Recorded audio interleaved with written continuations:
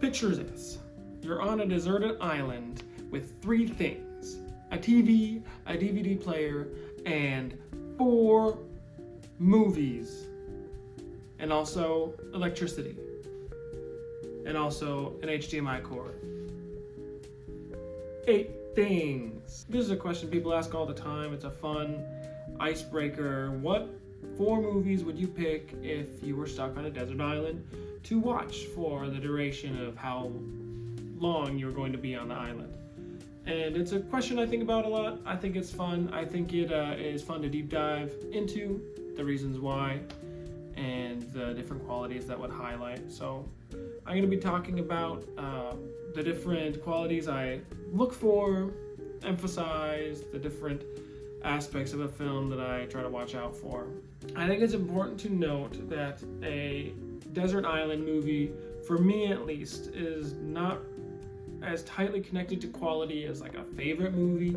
And I'll get to why I'm picking the ones I am actually really soon. But the 4 movies, actually I'm just gonna get to it right now. Why not? When you're on a desert island, you're alone and you're hopeless. And with that comes a lot of caveats, like being bored. That's what the movies are for. Obviously on a desert island, you're going to want to pass the time, but you're also going to want to use the time that you do have to be enriching, because you're going to be alone. A lot of people don't realize this, but people rely on human interaction a lot more than they give credit for. So, one of the first categories I'm going to be going into and really drawing from is the aspect of humanity. How much of the story revolves around human interaction and human character research. I know character studies fit into this a lot, so it would be movies like Good Will Hunting, The Truman Show, different very dialogue-based films like a lot of the Coen Brothers movies, or even Greta Gerwig's movies that revolve around human character. For me, this is important because if I'm going to be stuck on a desert island, the last thing I want to feel is disconnected from the rest of humanity. I want some rooting and grounding in myself so that I don't give up. And I feel like one of the most important things is a rooting in humanity. So the 4 movies that I would go for would revolve somewhat there. The next aspect is a lot more surface level, but it's just length. If you're stuck on a desert island, the last thing you want is like a Toy Story or Madagascar, movies that are less than 90 minutes long. Surprisingly, when you're on a desert island, you have a lot of time to fill. Most of that time is going to be not dying, but when you're not doing that and you are actively surviving, you're going to want to be spending that time doing something that is not watching short form content. So length has a big factor. So you think about like movies that you would complain about being too long now, you're obviously going to want to go towards those because, you know, you want the more bang for your buck, so to say. This is where you find your Oppenheimers, your Lord of the Rings trilogy, your Godfather trilogy, even Christopher Nolan's Dark Knight trilogy fits into this. Movies that really would fill the time up, and not just be long, but really fill that time up well with deep thematic writing and insight, a lot of variety and action. Variety is something I'll get to later. But a movie that's really not going to feel empty, because the last thing you want to be, other than dead on a desert island, is feel like you're just wasting away. The movies I want are, like I said before, thematically enriching, but then also lasting long enough to really make it satisfying, and also just passing the time while you're on a desert island. The third aspect would be variety. When I'm thinking about a desert island movie, I really want to avoid one beat or just doing the same thing movies. I'm not going to be discussing a lot of animated films. The pitfall with a lot of animated films is they are tailored and marketed towards kids, and so they can feel really repetitive. Unless they're like an early 2000s Pixar film or like a Studio Ghibli movie, they're going to be marketed towards a certain audience that you are not, and it's going to be an audience with a short attention span and a small bladder, and that's a kid, and you obviously don't have to worry about attention spans or holding it in while you're on an island. You're going to want a movie with a lot of variety when it comes to themes and styles. This is Quentin Tarantino's movies, as kind of samey as they can be.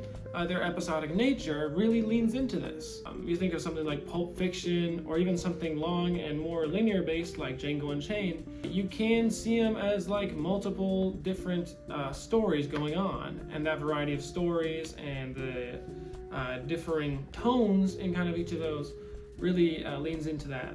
Along the same vein, you have other movies that are like entirely episodic, that are very much not one long journey beginning to end. This is where you get movies like Forrest Gump or The Sandlot or The Ballad of Buster Scruggs, where they're essentially a few short stories put together. The Sandlot, I feel like, is a great example because if you've watched that movie, you realize it's like 4 or 5 short stories put in together in one movie, because the idea is just encapsulating a childhood summer, and summers when you're 12 years old are made up of a bunch of little stories that you remember. This is again where Tarantino's style goes along, because he tells these short stories within his films. They're all made up of individual scenes that are really encapsulating one thing.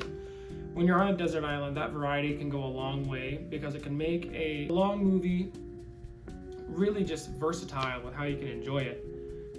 You take a movie like Forrest Gump, for example, and where it's really just like different aspects of his life, and I'll get into this later, but each aspect of Forrest's life is really a different genre. You have a lot of different like subgenres playing together. You have like a war action movie, and you have like this a sports drama going on. You have like a romantic comedy, and you have all these different genres playing together. That's going to make it a really easy film to rewatch, because you could watch it with completely different tones in mind, and it's still going to be pretty enjoyable. Bottom line, these movies don't get old fast. If you're going to watch a movie that is really samey and just has like one through line that really does not branch off, it's going to get old fast because there's not a lot to dive into. Fourthly is the idea of connecting it to real life. This is where a lot of documentaries go into play. I feel like if I was on a desert island, along with trying to connect with humanity, I want to connect with reality, and I would want to remember where I am in the world. So this is where biopics go into play, documentaries, like I said, films that really deal with like real life stories, because it not only would distract me from the fact that I'm completely alone, but it would distract me from the fact that I feel lost in the world. It would feel like it gives me a world to live in. A huge undertone between all these subcategories also is just the idea that these movies can have a whole world in them to really get lost in.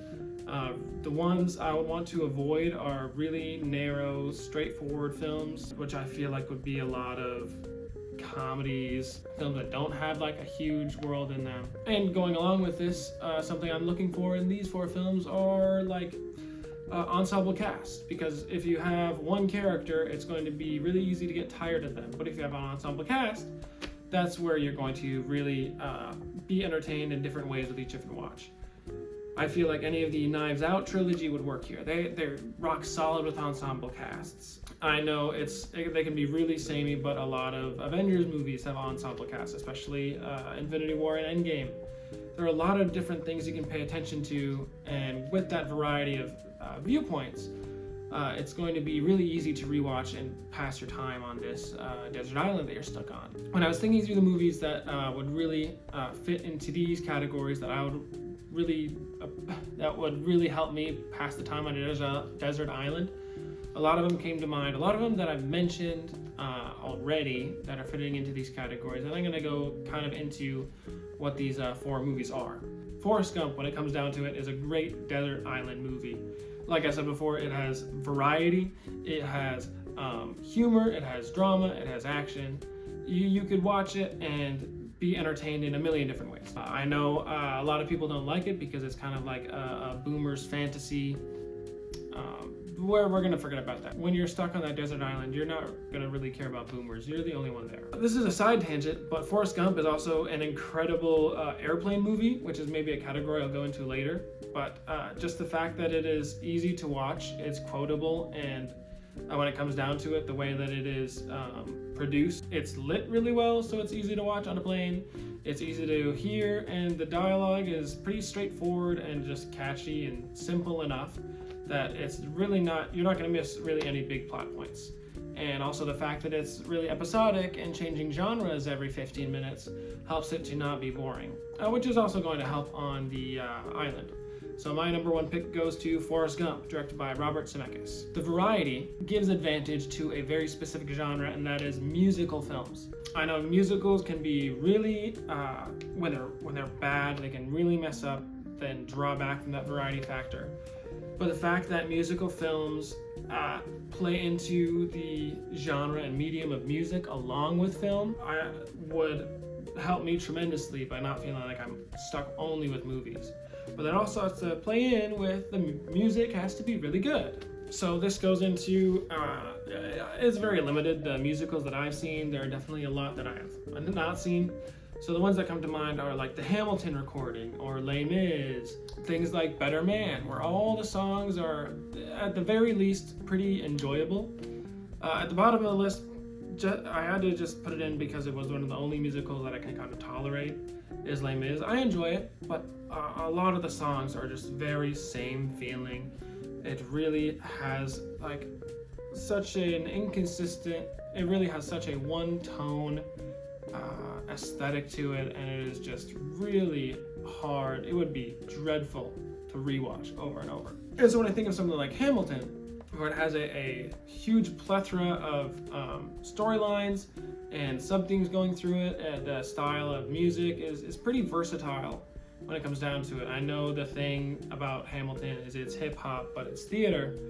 But when you think about the different songs in there, you got a whole smorgasbord of different things.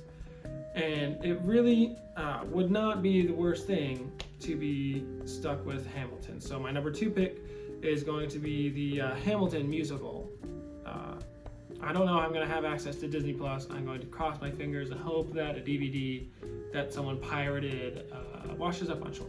When it comes to historical connectedness, I feel like it goes along with my humanity pick, which feeds into my love of documentaries, because the historical aspect, along with the human connectedness, is something that while I'm on a desert island, I would really want to hold on to. So my number three pick would be Won't You Be My Neighbor, the Mr. Rogers documentary. Even when I'm not on a desert island, sometimes it feels like I need to watch this movie in order to survive emotionally, just because it's such an uplifting and encouraging and optimistic movie. Not to say that it's a cheerful movie all the time. It's definitely not cheerful 100% of the time. It really digs into the hardships that were going on in the country during that time, and Fred Rogers' life, what he had to deal with as a entertainer. But the fact that it tackles those subjects so well, I feel like is what makes it so encouraging. And having that film would be just detrimental to surviving emotionally on a desert island.